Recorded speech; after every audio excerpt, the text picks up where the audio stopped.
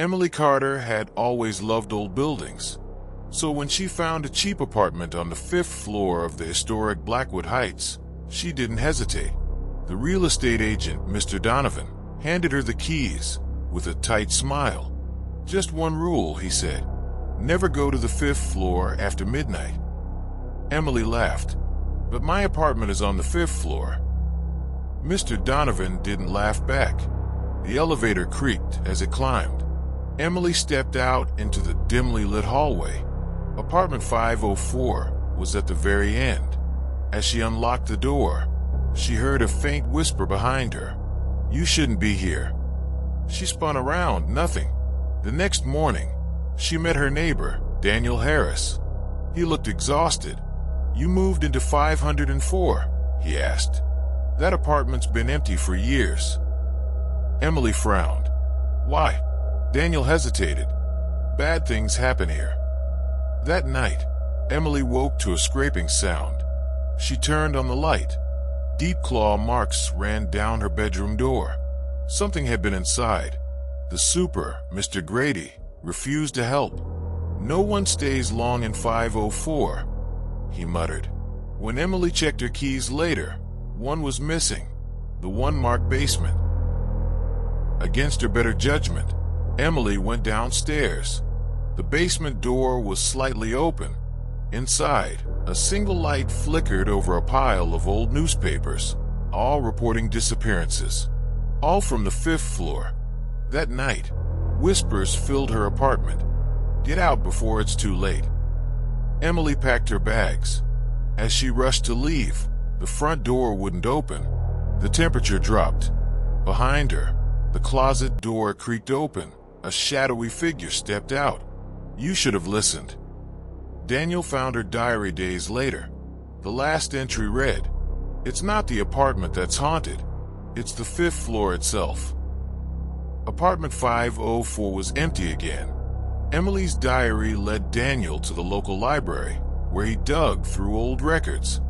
Blackwood Heights was built in 1893, but its history was stained with tragedy. The original owner, Silas Blackwood, had been accused of occult practices. Workers reported hearing screams during construction, and the 5th floor, designed for rituals, an old newspaper clipping read. Daniel tracked down the last person to live in 504, Lillian Graves, a reclusive woman who had vanished in 1987. Her sister, Margaret, still lived in town. Lillian said the building was alive. Margaret whispered over coffee that it fed on fear. Back at Blackwood Heights, Emily's closet had a false back panel. Behind it, Daniel found a small room covered in strange symbols. In the center was a rusted iron hook, stained dark brown. A drop of fresh blood fell onto it. Mr. Grady wasn't just a super. He was the night watchman, keeping the building's secrets. Daniel caught him burning papers in the basement. "You don't understand what you're messing with, boy," Grady growled. "Some doors shouldn't be opened." The archives revealed the first victim, a maid named Eleanor Shaw, who worked for Silas Blackwood. Her journal described a presence in the walls and a voice calling from the 5th floor. The last entry was smeared with ink. Or was it blood? Daniel began seeing it too. A tall, gaunt figure at the edge of his vision. It stood at the end of the hallway, watching. One night, he woke to it leaning over his bed, its hollow eyes inches from his face. It whispered, "You're next." The elevator would sometimes stop on the 5th floor by itself, doors opening to an empty hallway.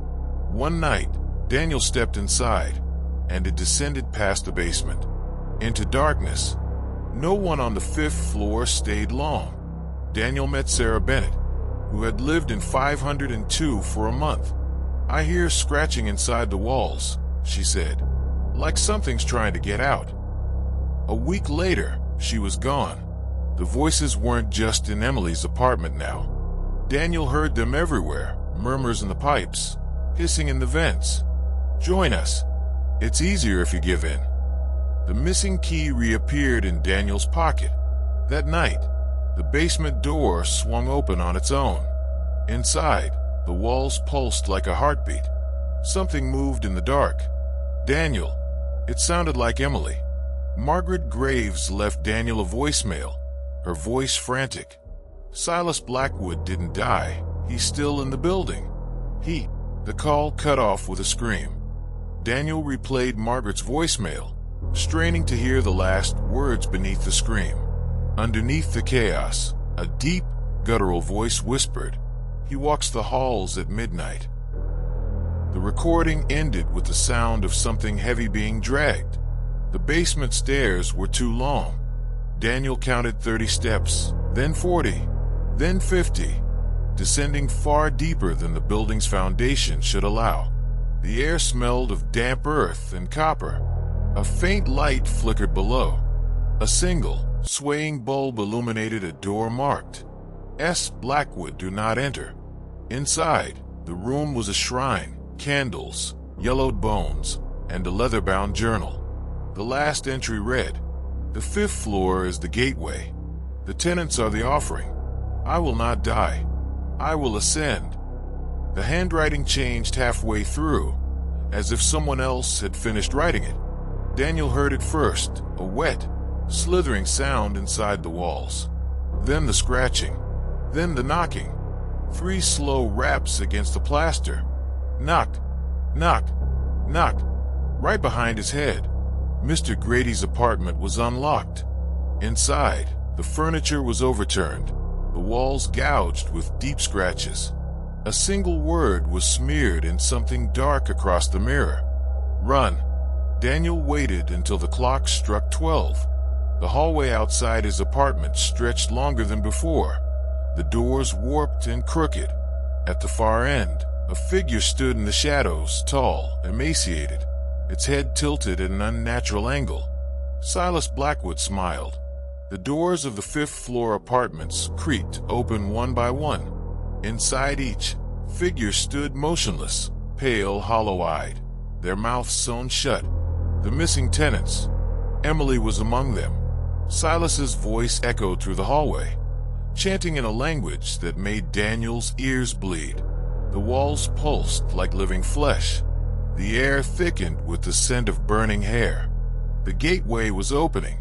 Emily's corpse twitched, then spoke. "He needs one more. You have to leave. Now." Behind her, the other tenants raised their hands in unison, pointing at the elevator. Daniel ran. The hallway stretched endlessly, doors slamming shut around him. The elevator doors opened on their own, the interior lights flickering wildly. As the doors closed, Silas's skeletal hand shot through the gap, and the elevator plunged into darkness. The doors opened to the lobby. Dawn light filtered through the dusty windows. The building was silent. Mr. Donovan stood behind the front desk, smiling. Leaving so soon? Daniel sprinted for the exit, but the front door was gone. The lobby wall stretched upward, twisting into an impossible spiral. Mr. Donovan's skin split open, revealing something grinning beneath. Blackwood Heights was never just a building. It was a living thing, a prison for the souls Silas Blackwood had consumed. The 5th floor was its beating heart, and Daniel was its next meal. Daniel pulled a rusted pipe from the wall and swung. Mr. Donovan's body collapsed like a rotten husk, but the thing inside just laughed. "You can't kill what's already dead." Emily's voice echoed in Daniel's mind. "Burn it." He grabbed a candle from a front desk and threw it at the peeling wallpaper. The flames roared to life. The building screamed. The walls bled. The 5th floor tenants wailed as the fire spread, their stitches bursting open, their voices finally freed. Silas Blackwood's shadow writhed in the flames, howling. Daniel stumbled through the smoke, choking, until he found the front door. He burst through just as the ceiling caved in behind him. Firefighters found no bodies in the ruins. No trace of Silas Blackwood, Mr. Donovan, or the tenants. But as Daniel turned to leave, a single piece of paper fluttered from the ashes. A lease agreement for apartment 504, signed in fresh blood. A year later, Daniel saw the news. Historic Blackwood Heights to be rebuilt. That night, he dreamed of Emily standing in a dark hallway, whispering, "It's not over." The construction crew reported strange noises from the 5th floor. Tools went missing.